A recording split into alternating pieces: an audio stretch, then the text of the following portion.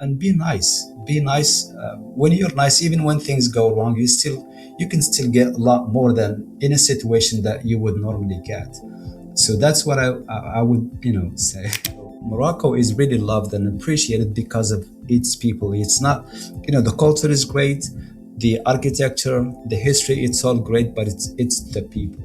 In 2024, for the first time, Morocco ranked number one in Africa, versus Egypt. Egypt has always been number one, and we did 17.4 million visitors. 2025, because we organized many MICE events and also soccer events, especially the last one, the African Cup of Nations, and we almost did 20 million visitors. We did 19.8.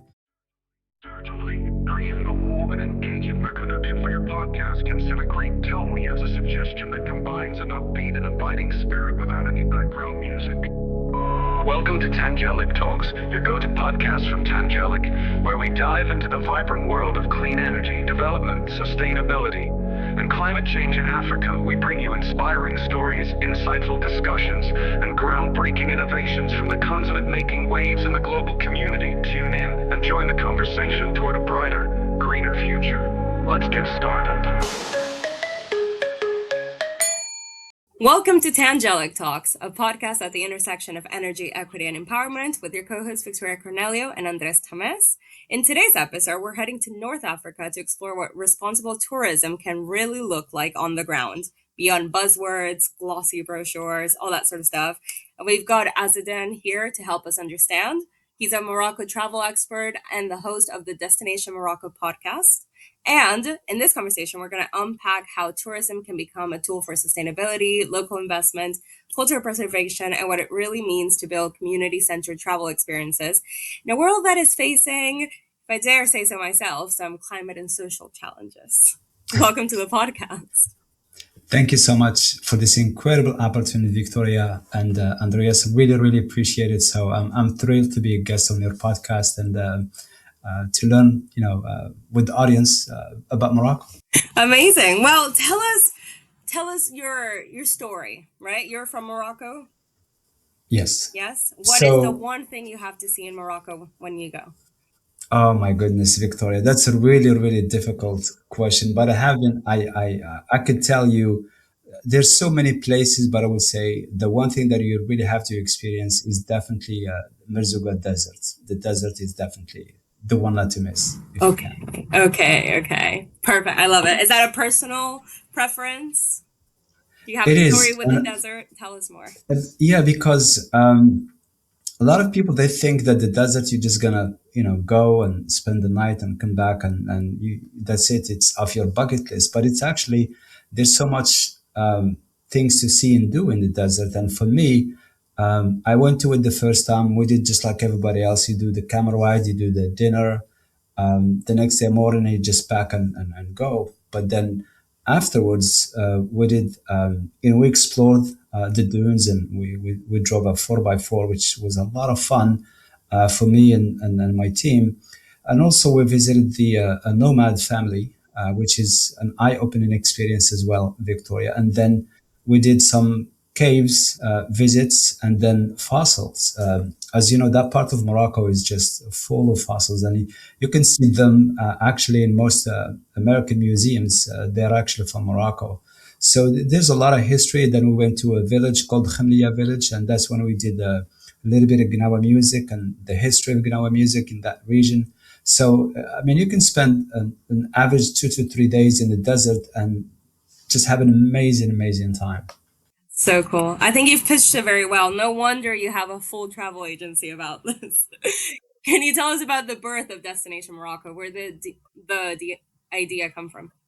That's a really good question, Victoria. Me and my wife back home, we are neighbors. So we travel back and forth. And it was all right. And then once we had our son, it kind of, we were immigrants, and it's like, hey, you know what? Things are different now. And we want him to know his roots. And one of the best ways for us to do that is to he's the one that really inspired us to do so, because he is an American. He's born here, but he needs to know his roots, and that was extremely crucial. Now he's 10 years old and he's been to Morocco 3 or 4 times, speaks the language fluently, and he loves the country. So when we go to shows and conferences, he says Morocco better than I do. So, That's so Mission cool. accomplished. yes, thank you, Andreas. Absolutely, that's I feel very happy with that. I love that. And you work at this intersection of travel, culture, community. Like you said, you go visit the communities when you're out in the desert. You're not just driving through and getting your cool pictures. So, how do you personally define responsible tourism more than a buzzword? Well, we have to do those things because last year one of the most requested experiences in Morocco is we realized that people, they want to be connected with the community. They want to see the Amazigh people, the Berber people. They want to spend time with them, whether it's lunch, whether it's a trekking, whether it's cooking experience, anything, everything that they want. They want to experience it with the locals, whether in the Atlas Mountains, whether it's in a small village, or at the desert, or with the nomads. So it's really really crucial for them to do that. That's one of the trends that we have seen in 2025. Then some of the travelers, they kick it a notch a little bit more, and they say, hey, you know what? We have a purpose. We just don't want to, just visit. I know these places are really unique and so forth. They wanted to donate. They wanted to help communities. And we ourselves, we work with a lot of communities. We work with, women's co-op, whether it's argan oil in the outskirts of Essaouira, or, co-ops, carpets in the Tinghir or Ait Berhadou.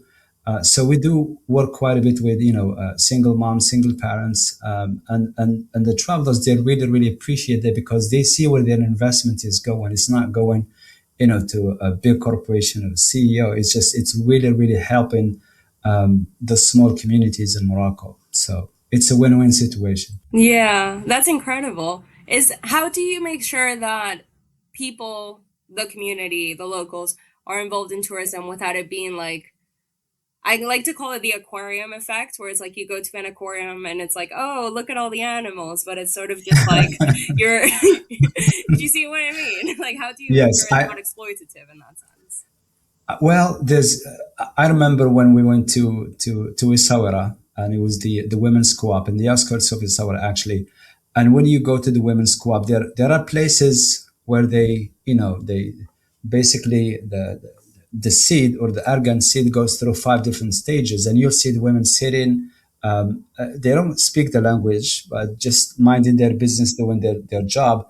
And those, I mean, you can just go and just see the process, and they're perfectly fine with it. But then when you go to the other side, those are the ones that they're involved with you. So if somebody's in, they speak the language, they want to showcase, everything that they have and show it to you, maybe sell it to you and stuff like that. But just they want you to be aware of what they have, the product they have, and the benefits of it. So in a way, the women or the people that they want to be seen, they'll be seen and get involved. The ones that just want to be behind the scene, they'll still be behind the scene. Because I remember we did a podcast episode, and normally visitors don't even go there. It's very rare. So for us, we had that opportunity, and we really, really appreciate it because it was a lot of fun. I remember it was quite nice. Yeah. I really like that. It sounds very holistic. You're not just going on vacation, but you're kind of, immersing yourself in a way that gives back to the community rather than just extracting for the experience and for the Instagram. Absolutely, absolutely. I've heard that a lot more recently about people traveling more for a cultural exchange, or at least an exchange of people, right? They have like that hunger to make connections, even if they're one off, right? But those connections, I think it's like people rediscovering how important just meeting people is and making connections with people is. How do you feel about like the fact that people are more interested in actually just being on the ground and learning about the people, not just seeing stuff? That's really important, and thank you so much, Andreas. It's a great question. That's the trend that we realized in 2025. You're absolutely right. People, they wanna be connected with other people. They don't want to just go to a touristy place and where everybody is and so crowded. They want to do something that no one else can do. For example, it's very unique and it's very specific to that to that place, that space. For example, in Morocco, we have what we call riads. We also have hotels. We have over 200 international brands, but also we have riads, and riads, they're different than hotels. They're, Moroccan houses back in the 19th century, and that's where they, families, multi-family used to live, and it's really unique to Morocco. So when the travelers come to Morocco, that's where we take them to stay, and there's no two riads that are equal. They're all decorated different. They're all, very different and unique in each way possible. So, and that again, it adds to the element of experience, element of immersing yourself in that local experience. Then we do cooking class. Sometimes the cooking class, the chef will come in, we'll take them to the local market, and we pick up the vegetables, the meat, whatever they want to have, cook, or we can do it at a farm, which is a little bit more, again, the immersion of a culture, where everything is organic, and it's just, it does make a huge difference. Andreas, you're absolutely right. Yeah. Yeah, because it's you get to live the culture rather than just see it from the sides, and that's really cool. Oh, I want to go to Morocco. How do you prime the tourists to be responsible, right? How do you prime them to go there? Like, is there something you do, or do you just trust that people that are interested in it will sort of more or less know how to not be disrespectful and to, not do like the classic destructive tourist behavior? It's those questions, Andreas, are just incredible. You do it in many different ways and in many different settings, because when the travelers come to us, we do a discovery call, and they do ask a lot of the questions. And sometimes even when they don't ask those questions, we know they're gonna come up, or we know because a lot of people ask them before. We're going to answer them and mention them. So it's very important. Some of them, cultural, I would say some of them has to do with safety, especially for solo travelers, women, a huge concern. And also the language barrier. Is Morocco safe? Would I be able to communicate with people and stuff like that? So, and we do that through, a few things. And then before they travel to Morocco, we do another meeting just to make sure we go over everything and make sure we have not forgotten any questions, things like that. So, yeah, it's really, really important. What's an FAQ? Like, what's a frequently asked question? Oh my gosh. It's funny. When I went to Morocco, we created what do you call it? Frequent answered or asked questions. And we did it in terms of videos. They're not ready yet, but we'll have some that are ready soon. Some of them, I would say, what to wear. Will I be able to go to Casablanca Mosque? Do I need to cover my hair? Do I need to cover my head? And Casablanca Mosque is the only mosque that is open to non-Muslims in Morocco. So the answer is, I said, you just need to cover your shoulders. You don't have to cover your hair. One of those questions, what do I wear? Well, how can I dress up in Morocco? And I always say, dress up the way that makes you comfortable. However you dress up back home, dress up the same way. Morocco is very diverse. It's very laid back country, and tourism is massive, in Morocco. So people, they expect tourists to dress up like tourists. So, which is, so just to give you a little bit of numbers, Victoria and Andres, in 2024, for the first time, Morocco ranked number one in Africa, versus Egypt. Egypt has always been number one, and we did 17.4 million visitors. 2025, because we organized many MICE events and also soccer events, especially the last one, the African Cup of Nations, and we almost did 20 million visitors. We did 19.8. So you can just imagine how big that is. In a way, if you look at Morocco and the families in Morocco, every household has at least one person working directly or indirectly in the tourism industry. So tourism in Morocco, it's pretty big. Yeah. We both come from countries that are very tourist dominated. So this is why this is so interesting to us, because it's like, are you guys doing it differently and better maybe? And that's the thing. Tourism a lot of times is seen as an economic opportunity for the country, right? But who actually benefits on the ground from these tours, from experiencing Destination Morocco? I would say the communities, the people, it really trickles down all the way to them. So, if you're working at a hotel or a riad, Riads typically are owned by families or one owner and stuff like that. So he'll get some, the staff will get some. So everybody really benefits from it. I remember we use Khalil. He's a local guide in Casablanca, and we use him for the Hassan II Mosque. And he's blind, so he always has his son with him or his brother to help him walk. And it's two birds with one stone. So he's supporting himself, and some of that money goes to his brother's family as well, or his son who finished his study.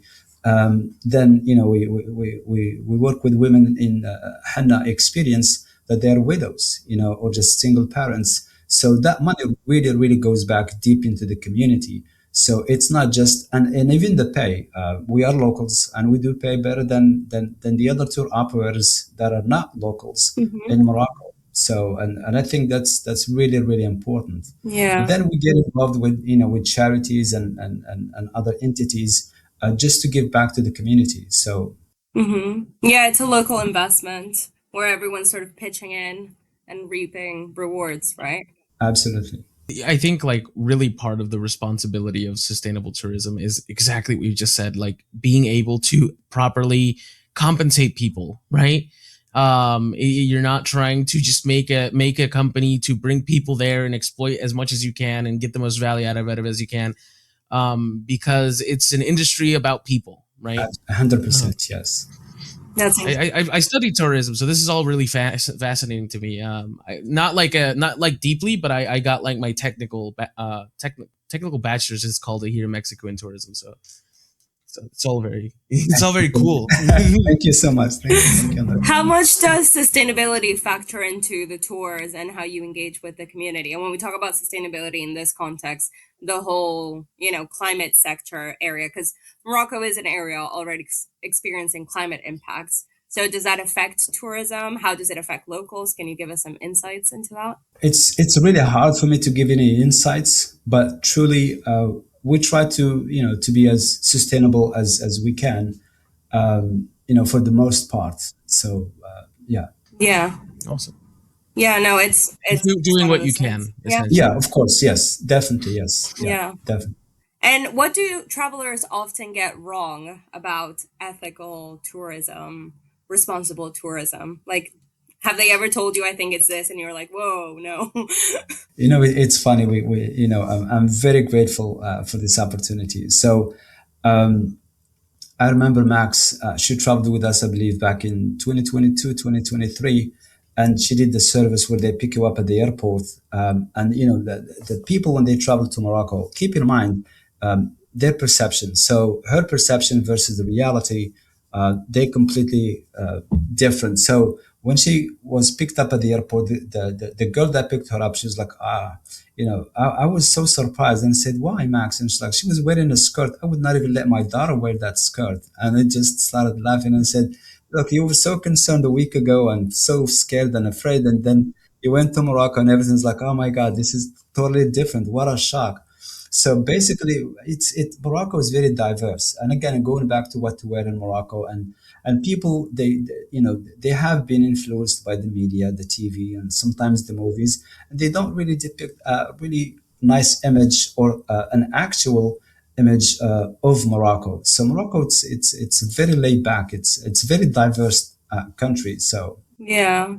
I call it I don't know if you've seen in movies where you have, for example, Mexico is shown as this white, no, like this yellow warm tone. Sepia. Yeah, the Yes. sepia tone. That's Absolutely. Mexico culture.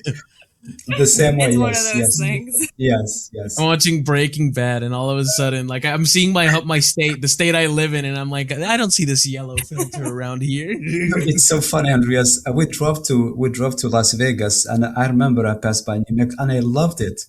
And we stayed, at a hotel, Arba Kurbi. I forgot the name of the city. It's gorgeous. I loved it, but I heard of Breaking Bad. I never watched it. So, but I hear on the outside, it's like, oh my goodness, why? Why? It's a beautiful. Do you think most of the misconceptions come from media, just people watching maybe the wrong stuff and assuming it's real? 100%. Yes, 100%. Yeah. But then when they go, they love it in so many different ways and levels. They love the freedom. They love the most. One thing that really travelers. This is the feedback that I get. People have been to 30 countries, 40, 50 countries, and they always say, there's only one place that I want to go back to, that is Morocco. Then I say, why? They say, because of the people. So Morocco is really loved and appreciated because of its people. It's not, the culture is great, the architecture, the history, it's all great, but it's the people. So which is just, it's incredible. That's incredible. How do you prepare a community when you tell them we have this group who's coming, for example, to see you do your thing by the river or to come see you do your artisan work? How does that conversation go? We don't really have to prepare them. It's natural. The hospitality is really, it's second to none. We just say, hey, we have two guests. We have Victoria and Andres coming in, and just do your thing, and they just give you everything that they have and then some. It's just again, everybody's unique. When you go to Morocco, just to give the listeners a little bit of ideas, Morocco is pretty big. It's like driving from New York all the way to Miami. So the map doesn't do really justice to Morocco. What? So it is. Yes, the driving is huge. So it is. Wow. It's a bigger country than the map shows, and also there's so many different cities and villages, and every time you go to a different city, whether it's Fes, whether it's Marrakesh, Chefchaouen, Tangier, it's actually you're going to a different country because each city has its own vibe, its own culture. We share the food, we share the language, but even the food tastes different and it's prepared different from place to place. And then when you're driving from place to place, the scenery changes every 45 minutes. So, with that long drive, you're not going to get bored. So it's a fascinating place to visit. That's so cool. I don't think a lot of people know it's New York to Miami. That's crazy. And I know because Enormous. thank you, because I hear this all the time. Say, hey, Google said that I should be in my location in 2.5 hours, and I said, yeah, that is correct, but they don't take in consideration, the traffic, the road conditions, the freeways may be not available. So yeah, it is pretty big country. Wow. Yeah, the map doesn't do it justice at all. Yeah, yeah, absolutely, absolutely. Is there a specific area of tourism that you gravitated to and that's why you started doing it? How did you find yourself working in tourism in general? It's so funny, Victoria, because our son inspired us to create the company. But I think in my mind, it really, really started very early when I was a kid, because I was born and raised in Marrakesh, but my family comes from a small village in the outskirts of Ouarzazate, and that village, it has a kasbah, a fortress, which is a Tliwet, and for us, it's a 400-year-old fortress, and it has a lot of history. And the next to it is about an hour drive is Zayt ibn Haddou, and we know the significance of it. It's very famous. That's where they have made, hundreds of movies, Game of Thrones, Gladiator 1 and 2, and so many others. And I see tourists all the time, and it never clicked with me. And I remember this French company; they're out of business now. I see their cars, I see their buses, and I ask myself, what is here to see? There's nothing, just mountains and rocks and dirt. But to me, that's what I saw. But to them, they saw history. They saw incredible sights. So much more than me when I was a kid. So that actually stayed with me. But then when I came to the US, I started working in the hospitality industry. So which is kind of funny because they are all connected. Then I came back to the same thing in tourism. So it's been with me all along. I just could not recognize it for some reason. What are you like as a tourist? What do I like as a tourist? What are you like? So you go explore somewhere new you've never been. What are you like? What are you attracted to when you travel? Oh, that's a good question. I like the surprises. My expectations are not really high. I make everything fun. It doesn't matter for me. I laugh and have a good time. We can be freezing in desert and still enjoy it because I know what it takes to put something together and how hard and difficult, because all the obstacles that come your way just to make something look simple and basic. So yeah, when I travel, fun is definitely my list. Yeah. So. Okay, so when you travel, you don't have a spreadsheet, but when you take people, you do. You kind of Yes. Oh, yes. relax. Yes. Yes. I need that because like if you just let me go somewhere, I'm a horrible tourist. I'm just like don't talk to me. I don't want to see anyone. I don't want to talk to anyone. I just wanted to be away from home and drink and just chill. Don't ask me to leave the hotel. That's not gonna happen. That is so funny, Andreas. I think it's very dependent on where you go, right? And why you're traveling. Sure. Because, like you Yeah, said, yeah, for some sure. people you would see were going for the history, right? And they're up at 6 a.m. to be in the desert and, do all the stuff. And then other people are like, I just really want to dip in the sea, have a little drink, have a chill one. Really depends why you're doing it. Are there a lot of resorts in Morocco? Oh yes. What's the Like I difference said, there's between doing this small group type and going to a resort? they're very different. When you go to resort I mean, you can stay at the resort for the whole experience if you want and stay just in one place. And that's a lot of people like to go, for example, to Marrakesh or, Agadir, Rabat or Fas and stay in one place. They have maybe a week, 5 days, whatever they can stay. And you can definitely do that. And during that stay, you can still do, things in the city. Sometimes you can do, day trips outside the city. Then you come back to your resort, especially when you're staying in Fes and Marrakesh, because there's many things to see outside. Even in Casablanca, you can still do that. And that's the difference. The tours that we do, I mean, yeah, you're right. You have to get up early because there's long hours. There's a lot of things that are planned for you for that day. So that's what really makes it difference. The resort, and if you have few days, I always say maybe 7, 8 days, and you can do the north side of Morocco, or you can do the southern part of Morocco. But if you have more days, maybe 10 or more, you can do a combination of both and see the whole country. On a busy schedule. I love it. Yes. That sounds like a very type schedule. I'm like, nah, man. That's what I'm like. I'm to the brim. I want to chill with the camels, talk to them. Trust me, Andreas, in the desert, they'll talk back to you. I can't wait. I want to party with you. Yeah, well, I do like to party. As a Mexican. You have to. Oh, absolutely. No, because I think we are all different travelers. And Andreas, I know exactly the type of, I used to be like you, just want to chill at the beach, just have fun and have a good time. And, nighttime we go clubbing and have an amazing time.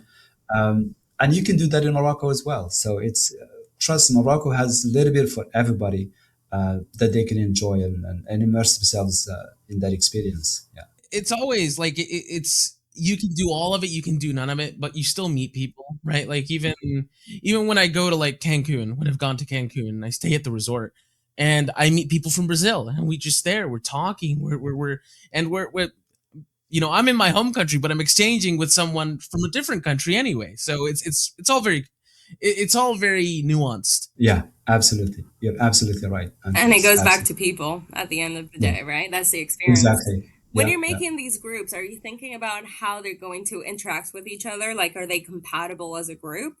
Or is that just something that, well, we're going today, so you're signed up for today? That's a really good question. The group that I went with last November through December, they've traveled with each other for 30 years. So they know each other. It was done for you. Wow, yes, that's yes. so awesome. Yeah. So we did that. A travel agent booked with me, and that's her group, and she organizes trips for them and tours, globally. So when they came to Morocco, it took me a couple, maybe a day or two to realize who's the nice and who's the funny and so forth. And everybody has different personalities, so I have to talk to each one of them kind of a different way to, so which is it was so much fun. And then the other part of the other groups that you just, like the tour that we're doing in November, is going to be maybe 12 people.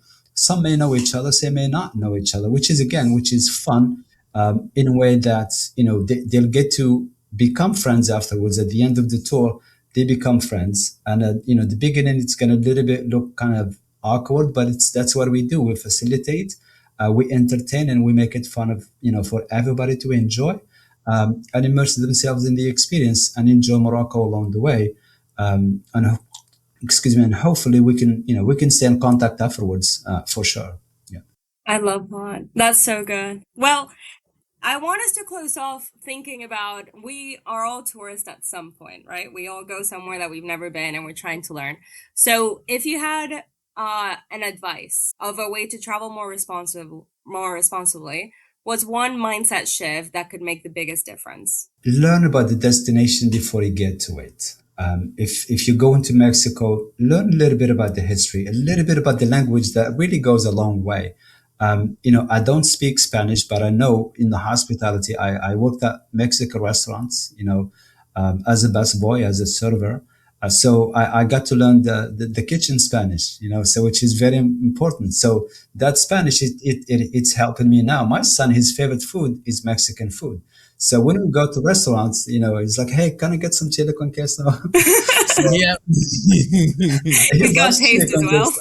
Oh, absolutely. And it's like, I'll have chicken quesadillas, no, no tomatoes or something, no vegetables. So it's really important to learn, just few words. That's really crucial. And also have your expectations a little bit lower because, we're very pampered in the US. We take a lot of things for granted. A lot of other countries are not as fortunate as us. And be nice. Be nice. When you're nice, even when things go wrong, you can still get a lot more than in a situation that you would normally get. So that's what I would, say. Yeah, allow yourself to learn and be Yes. immersed. That's amazing. Well, thank you so much for being with us today. We're going to stay on a bit longer to kind of go deeper into responsible tourism and learning a bit more about the communities that you work with in Morocco. Is there anything? Well, we're going to leave all the links on tangeliclife.org on that blog post. And if you want to go to Morocco, book with Destination Morocco. Not sponsored, just in love with it. And thank you so much. We'll catch you Thank guys you. on the next one. Thank you so much. Thank you.